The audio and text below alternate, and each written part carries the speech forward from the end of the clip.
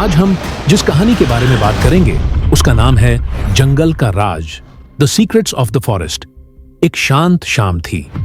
सूरज धीरे धीरे पेड़ों के पीछे छिप रहा था और हवा में सुनहरी रोशनी फैल रही थी। 12 साल की एमन स्कूल से वापस आ रही थी। रास्ते में एक पुराना सुनसान रास्ता था जिसके अंत में एक घना जंगल था।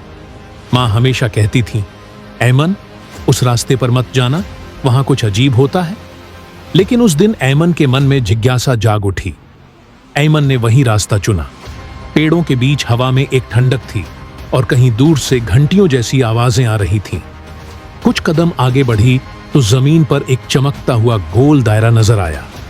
एमन ने हैरानी से उस पर कदम रखा और पल भर में रोशनी की लहरें उसे घेरने लगीं।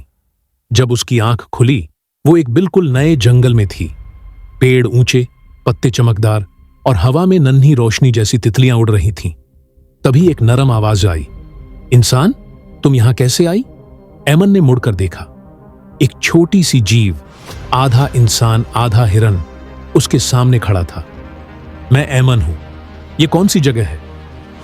तुम एलोरिया में हो, रोशनी का जंगल। लेकिन तुम्हें यहां नहीं होना चाहिए, दरवाजा बंद होने वाला है। एमन ने पीछे देखा। वही चमकता हुआ दायरा अब फीका पड़ रहा था। मैं वापस कैसे जाऊं? सिर्फ दिल की चाबी से, जो जंगल के मुख्य पेड़ में छिपी है। लेकिन सावधान रहना, उसकी रक्षा एक साए जैसी प्राणी करती है। एमन ने हिम्मत से कहा, मुझे घर जाना है, मैं वो चाबी लेकर रहूंगी।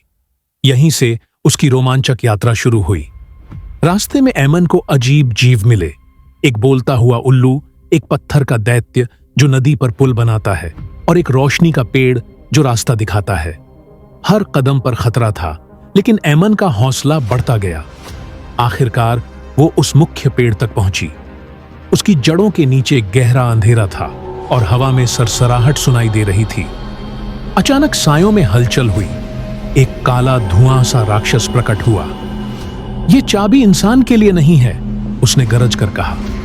एमन ने डरते हुए भी कहा, मैं तुमसे लड़ने नहीं आई हूं, मैं सिर्फ घर जाना चाहती हूं। राक्षस कुछ पल चुप रहा, फिर बोला, अगर तुम्हारा दिल सच्चा है तो ये रोशनी तुम्हें नुकसान नहीं पहुंचाएगी। एमन आगे बढ़ी, पेड़ के तने में चमकती हुई रोशनी को हाथ लगाया और पूरा जंगल जगमगा उठा। साया राक्षस धुएं में बदल गया। वो चमकता दायरा फिर से उभरा और एमन अपनी दुनिया में लौट आई। जब उसने आंखें खोलीं, वो उसी सुनसान रास्ते पर खड़ी थी। सूरज ढल चुका था, लेकिन उसके हाथ में एक नन्हा सा चमकता पत्थर था, याद दिलाने के लिए कि जंगल का राज अब सिर्फ उसका नहीं, बल्कि उसके दिल का हिस्सा है।